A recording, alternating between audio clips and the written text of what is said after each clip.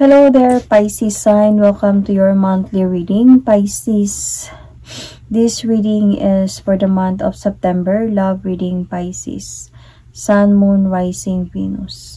Pisces, hindi lahat ng Pisces sa maka-resonate sa reading na to. So, takes what resonates and leave the rest.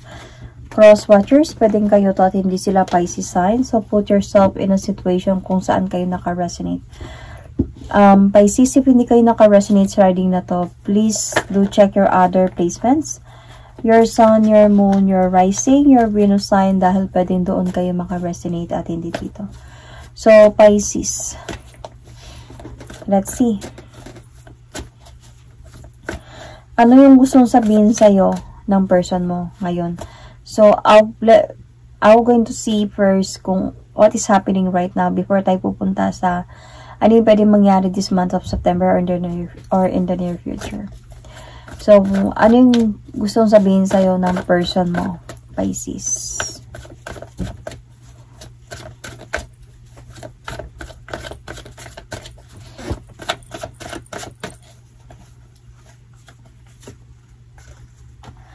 Patawad, sinira ko ang mga plano natin. Okay, so your person situation, Pisces.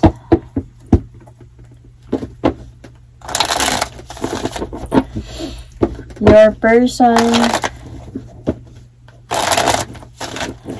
possible situation,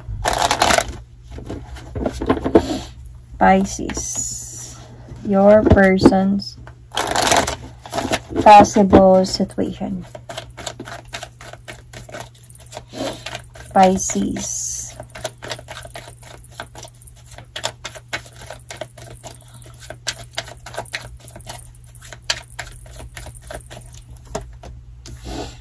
Trash, discarding, throwing out. Uy, let's see. Hindi ko alam sino yung na-throw out, siya ba or ikaw? Your heart's hidden secret, Pisces.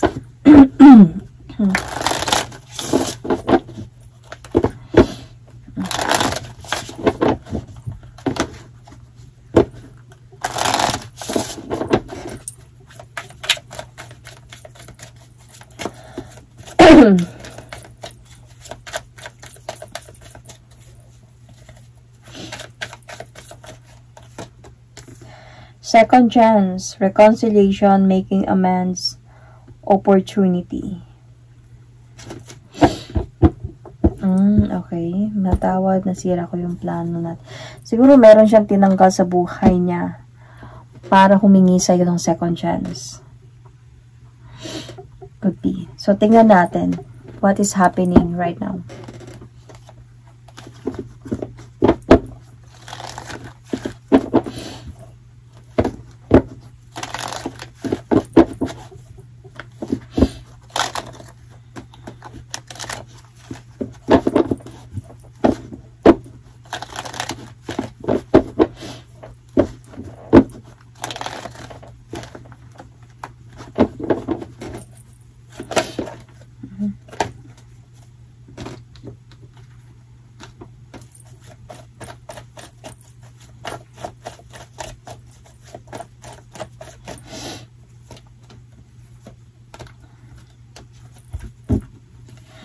So, nag-away kayo nito. And, I think, hindi kayo nag-uusap ngayon. So,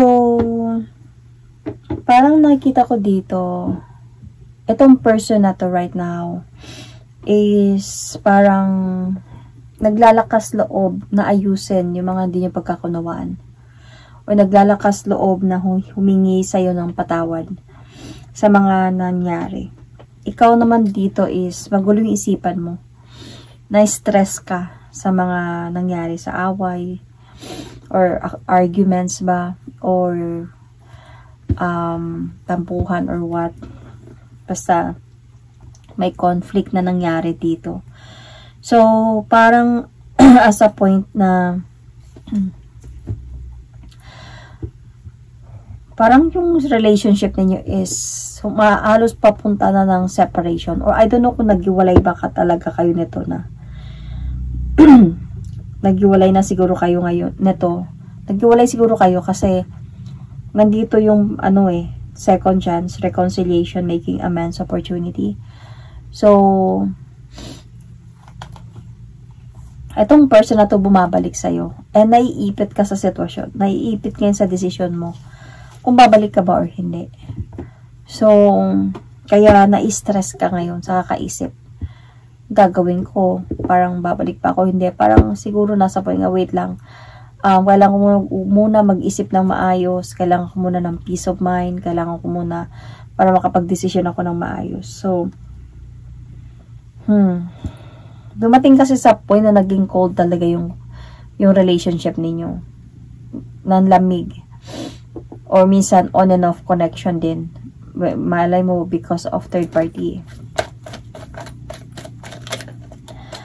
So, let's see more.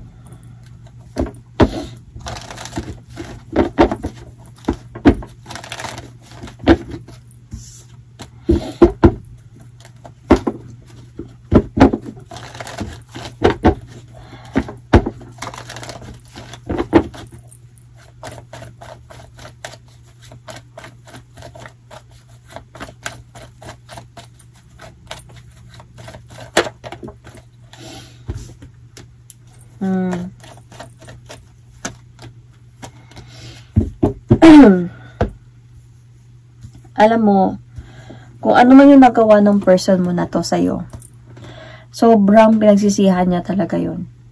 Pinagsisihan niya to. Kaya nga bumabalik siya sa'yo nakikipag-usap siya sa'yo at humingi siya ng tawad.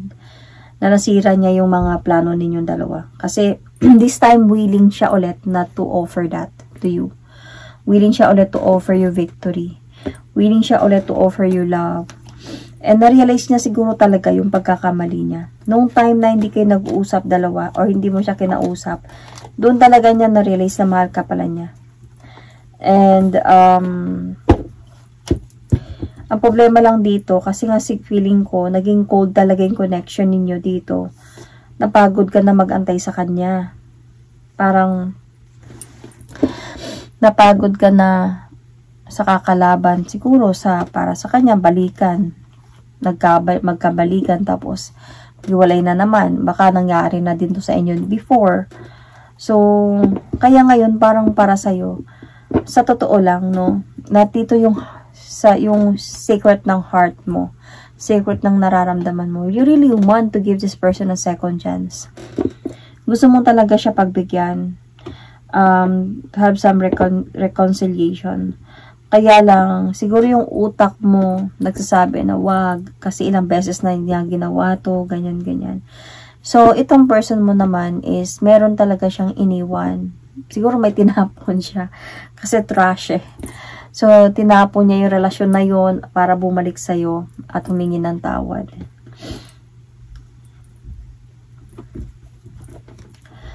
So, ano ba yung nararamdaman niya para sa'yo?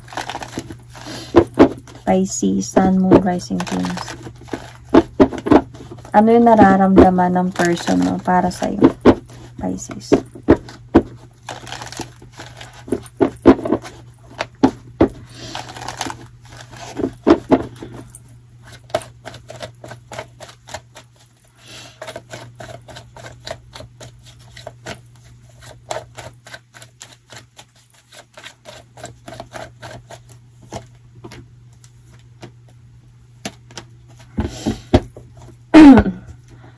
So, nararamdaman niya talaga na hindi ka na inosente sa lahat ng mga nangyayari. Sa lahat ng ginagawa niya. So, parang naramdaman niya dito yun. And, I can also see here na yun yung mga nangyayari, yung nararamdaman niya nga dito is parang kailangan ko nang putulin yung mga dapat putulin.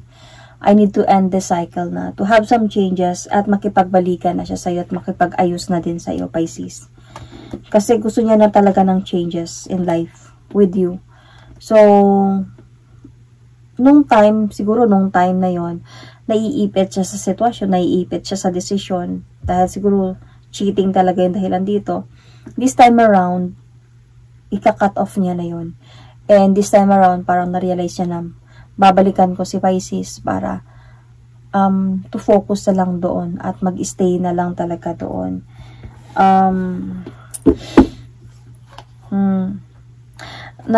Alam niya kasi yun yung pagmamahal na binigay mo sa kanya. Parang, siguro feeling niya, inabuso niya. So, ngayon, parang na-realize niya yun. Mali yung ginawa ko. Kailangan kong ayusin to. Mahal ko si Pisces. Gusto kong sumaya kami ulit. Parang ganun. At mag-usap ulit. So, Pisces, you might be dealing here with Capricorn, Taurus, Virgo, Aquarius, or what is this? Leo. Yeah, Leo. Sun, Moon, Rising, Venus. So, ano yung nararamdaman mo ngayon, Pisces? Sa person mo.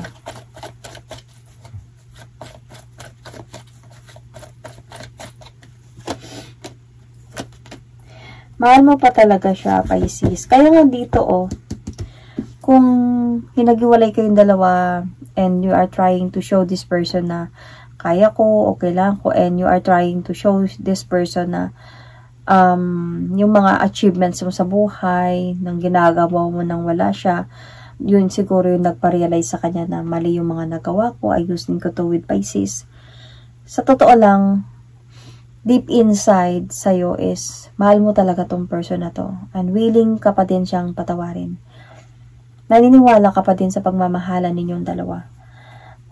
Na-disappoint ka lang about, siguro, sa mga issue na meron kayong dalawa. Lalo na cheating. Okay? And yung arguments ninyo could be. So, hindi mo na-appreciate yun. Nawala ka ng gana nung time na yun. Pero, naniniwala ka pa din na babalik siya. Yung nararamdaman mo. Naniniwala ka pa din na babalik siya. And if ever na babalik siya, meron kang decision dito na hindi mo na siya tanggapin. Even if mahal mo pa talaga siya. Siguro dahil sa gusto mo siguro na makita niya na hindi ka niya dapat na ganun-ganunin lang. O hindi na ako katulad before na tanga-tangahan na pinapatawad ka at lulukuhin mo na naman ako at papatawarin kang ulit. This time around, I'm going to stand na on my decision dahil na-learn ko na yung lesson ko. This time around, siguro may mga nag-advise sa'yo o maybe this time around, aware ka na sa mga ganito, mga readings and sa mga motivations, advices, you know. So, yun. Let's see if ano yung pwedeng mangyari this month of September. Pisces, you might have Gemini in your chart. Sun, Moon, Rising. No. Gemini in your chart. Moon, Rising, or the rest of the sign. Bakit ko ba ito ginaganito? Hirap. So, ano yung pwedeng mangyari this month of September? Based sa sitwasyon na meron kayong dalawa. Ano yung gustong sabihin sa'yo ng person mo? Or ano yung pwedeng gustong sabihin sa'yo ng person mo this month of September?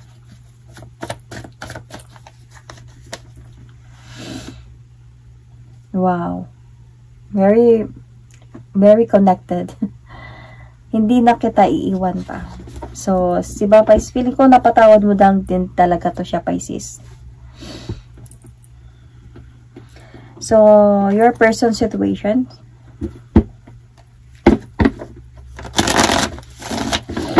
This month of September.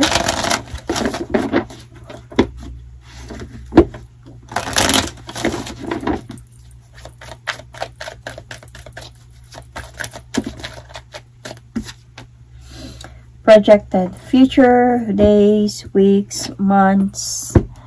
Baka nagpaplano to siya para sa inyo. Your heart's hidden secret. Might be this month of September or in the near future.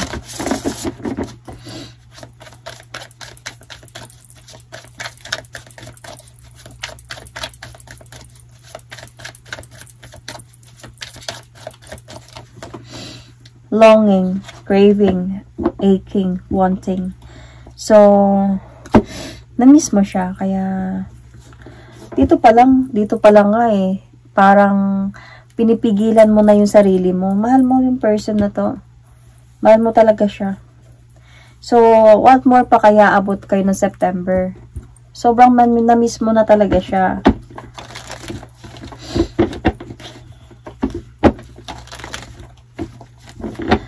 Possible na pwede mangyari this month of September. Pisces, Sun, Moon, Rising, Venus.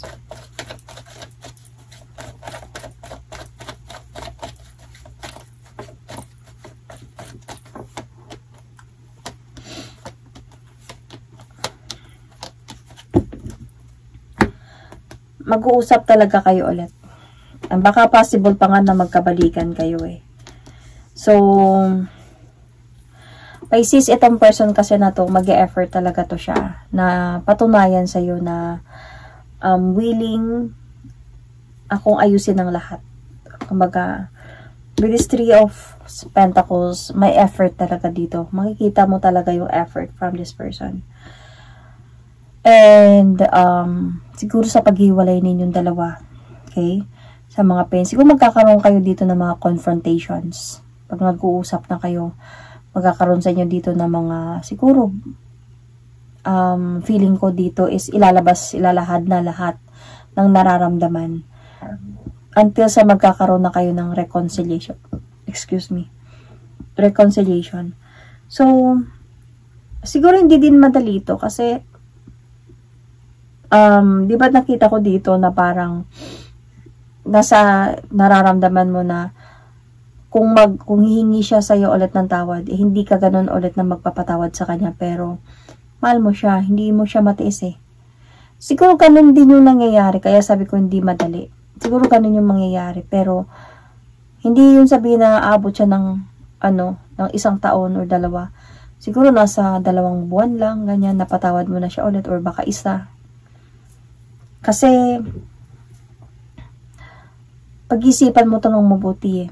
Or pinag-iisipan mo to ng mabuti. So, nung time siguro na hindi kayo nag-uusap dalawa, pinag-isipan mo na to ng mabuti. Pero nakikita ko pa rin talaga yung yung forgiveness.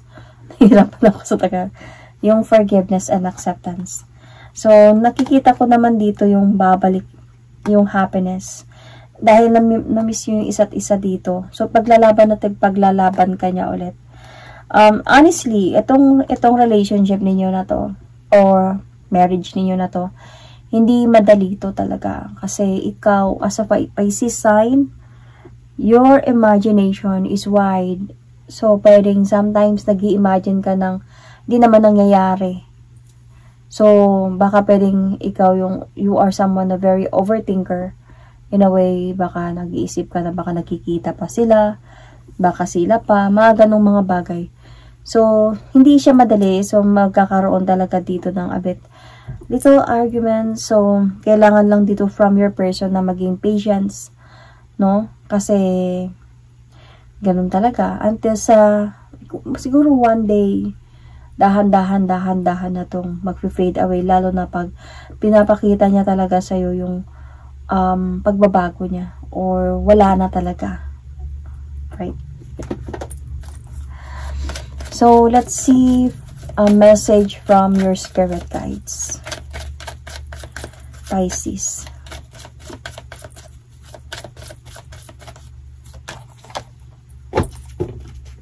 Bear with me. Sira yung mata ko, wala akong wala akong eyeglass. Where you are right now is where you are supposed to be. Don't compare yourself to others. That only adds pressure. Take each day as it comes, and for what it is, you are a better person than you were yesterday. Growth isn't easy, but you've got this. So, that is my reading for you, Pisces sign, Sun, Moon, Rising, Venus. Thank you and God bless.